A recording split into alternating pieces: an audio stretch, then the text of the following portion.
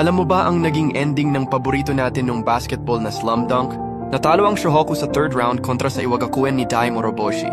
Umabot naman hanggang finals ang kainan, subalit natalo sila sa kupunan na hindi opisyal na nabanggit sa manga. Sa huli ipinakita si Hanamichi habang binabasa ang sulat mula kay Haruko. Dito niya nalaman ang mga naging pagbabago sa Shohoku. Gumraduate na sina Akage at Kogure at hindi na naglalaro para sa team. Si Miyagi naman ang naging bagong team captain. Sinabi din ni Haruko na siya na ang second manager ng Shohoku. Naghahanda din sina Mitsui para sa papalapit na winter tournament.